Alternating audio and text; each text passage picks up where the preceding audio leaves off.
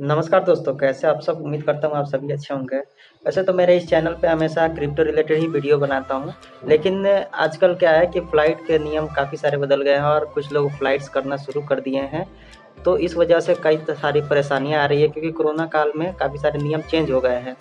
तो उन्हीं नियमों को आज डिस्कस करेंगे, क्योंकि हाल ही में मैंने भी फ़्लाइट ली है वन स्टॉप की, और मुझे क्या-क्या परेशानियाँ आई हैं और क्या-क्या नियम है, जो कि आज आप जान लेंगे तो आपके आगे फ़्लाइट्स में दिक्कत नहीं होगी। अभी क्या है कि अगर आप मोबाइल से बुक करते हैं ऑनलाइन फ़्लाइट्स, जहाँ के भी हो, वन स्टॉप, टू स्टॉप या फिर नॉन स्टॉप, तो एंट्री के समय क्या-क्या परेशानियाँ हो रही है और कौन-कौन से नियम आ गए हैं एग्ज़ैक्टली, वो सब आज डिस्कस करेंगे। तो सबसे पहले अगर आपने फ़्लाइट बुक कर ली है जिस डेट को, उस डेट को, तो आपने जो मेल आईडी दिया हुआ है, उस मेल आईडी पे वेब चेकिंग का एक पीडीएफ आ जा रहा है, और उसके अलावा आपका बोर्डिंग पास भी उसी पे आ जा रहा है। तो अगर आप उसको प्रिंट करवा लेते हैं तो डायरेक्ट आप एंट्री कर सकते हैं। मतलब जहाँ से आपकी स्टार्टिंग होती है मेन गेट से, वहीं से एंट्री हो जाएगी। बोर्डिंग पास अलग से जाके किसी काउंटर से नहीं लेना होगा, अगर आपने वो प्रिंट आउट ले लिया है तो। अगर आपके पास प्रिंट आउट नहीं है तो आपके पास मोबाइल होना ज़रूरी है। मोबाइल रहेगा तो उससे आप क्या होगा कि जो फ़्लाइट्स आप ले रहे हैं, जैसे गो एयर है, इंडिगो है, एयर इंडिया है, स्पाइस जेट है, जितनी सारी फ़्लाइट्स हैं, उस सारे के क्या है कि ऐप आते हैं, प्ले स्टोर से आप डाउनलोड कर सकते हैं। उन ऐप के माध्यम से आप जाके वेब चेकिंग कर सकते हैं। अपना पीएनआर नंबर जैसे आप एंट्री करेंगे तो वहाँ पे वो आ जाएगा, एक क्यूआर कोड आता है, मैं स्क्रीनशॉट भी लगा देता हूँ, आप देख सकते हैं। तो वैसा क्यूआर कोड आप जैसे उनके काउंटर पे दिखाएँगे तो वो क्या होगा कि जनरेट कर देंगे, और आप जब एंट्री कर लेंगे तो काउंटर पे आपको बोर्डिंग पास मिल जाएगा।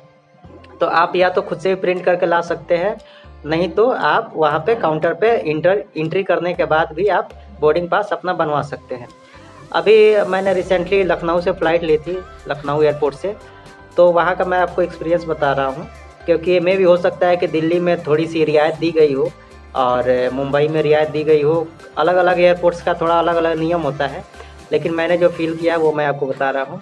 अभी कोरोना का टाइम उन्होंने मुझे बताया कि आप सिर्फ़ एक बैग अपने साथ कैरी कर सकते हैं और एक बैग लगेज में ही डाल सकते हैं।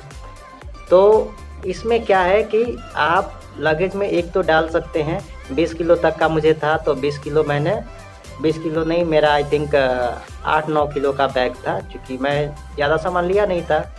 एक एज ए स्टूडेंट कितना मैं सामान कैरी करूँगा, तो मैंने वो कर दिया एंट्री। लेकिन क्या है कि 20 किलो मैं चाहता तो पूरा कर सकता था वहाँ पे, लेकिन एक पीठ वाला बैग जो लैपटॉप बैग होता है, वो मैंने सोचा कि चलो साथ में ले चलता हूँ।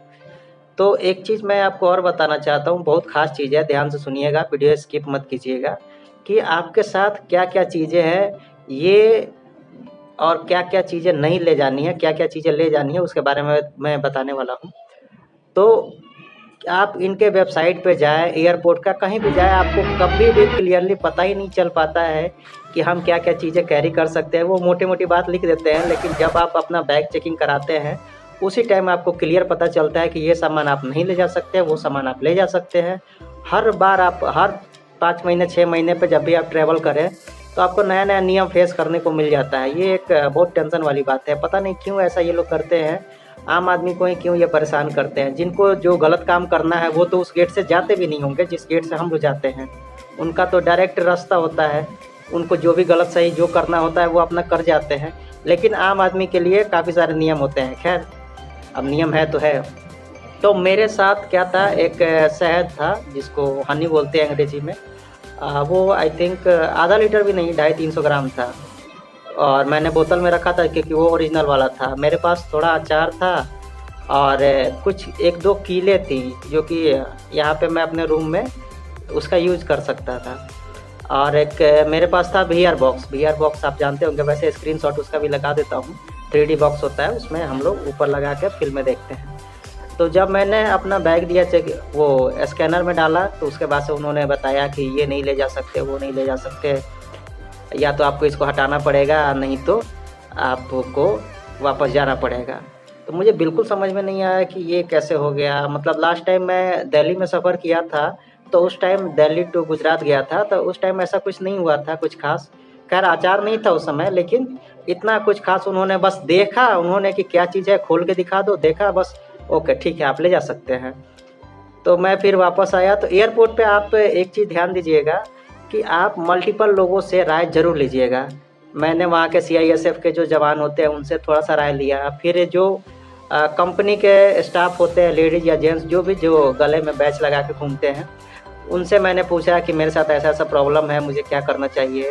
तो सबने थोड़ा-थोड़ा राय दिया, सबका थोड़ा-थोड़ा सुनते-सुनते मैं ये समझ गया कि अब मुझे एग्ज़ैक्ट करना क्या चाहिए। फिर अपने जो मेरे करीबी लोग हैं मैंने उनको कॉल किया कि इस सिचुएशन में क्या करना चाहिए।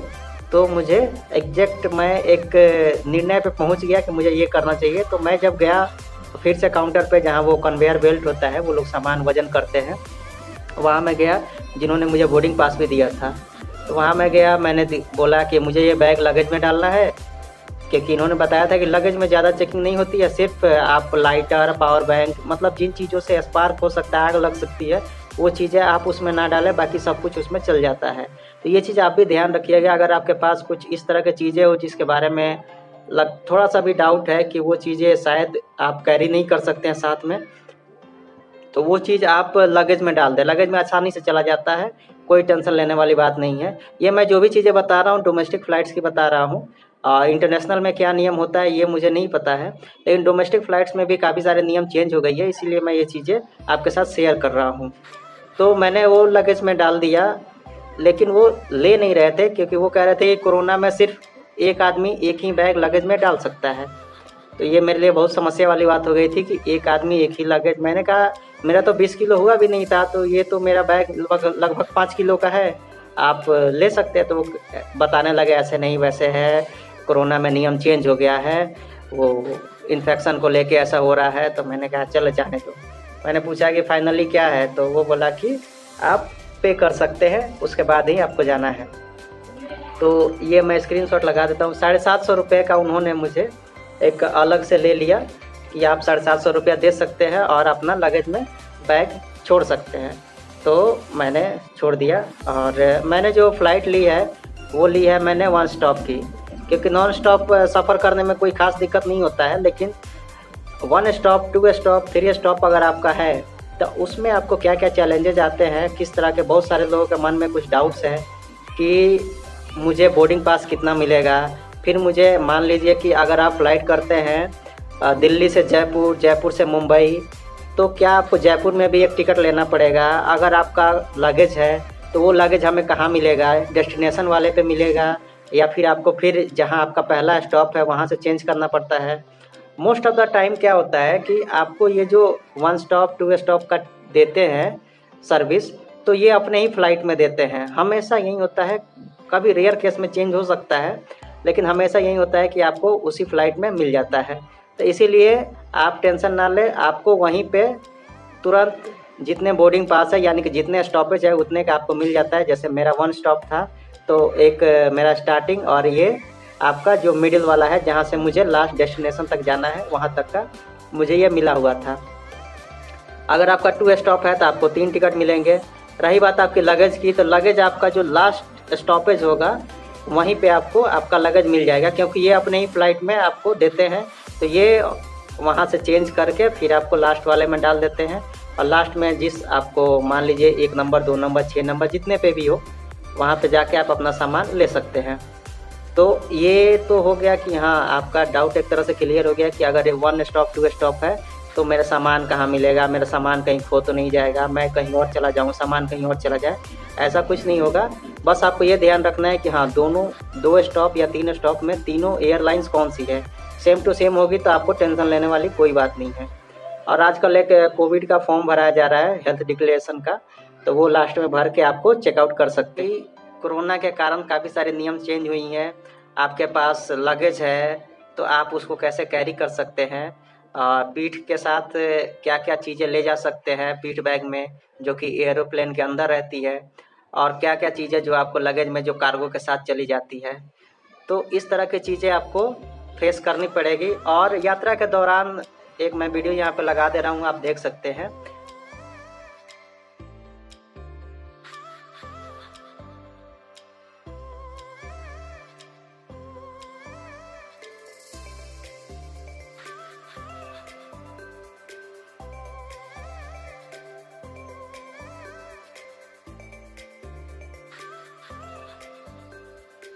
एक ख़ास तरह का ये एप्रॉन भी दे रहे हैं, वो वाइट कलर का, ऐसा लगता है वो यूरिया का बोरा है हमारे यहाँ तो यही बोलते हैं।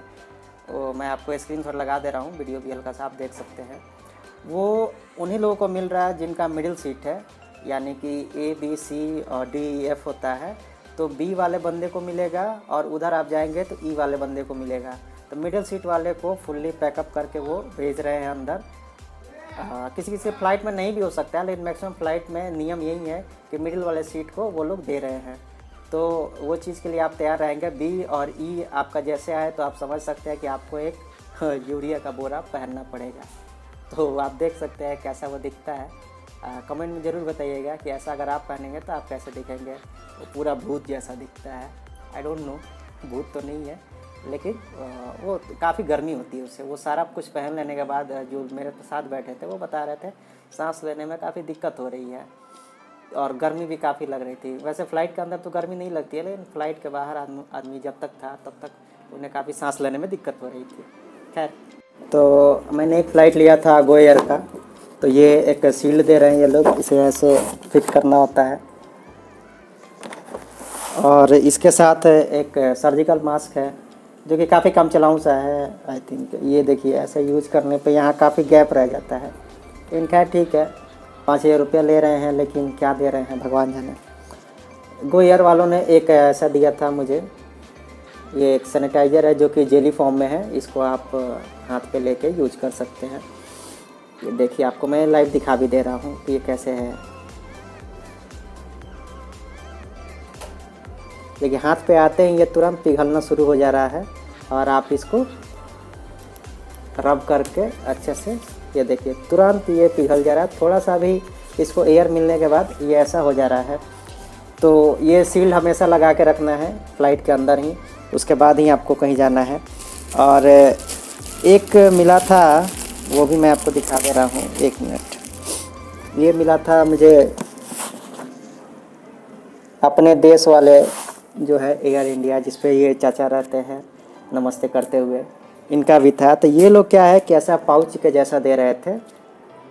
इनका वैसे अच्छा था, ये मुझे काफ़ी अच्छा लगा। तो इस पाउच में ये भी अल्कोहलिक है, लेकिन ये थोड़ा कम है, 72% ही है। इस पर लिखा हुआ है, वैसे आपको शायद दिख जाए 72%। तो इस तरह आपको सफ़र करना है पूरे सफ़र में।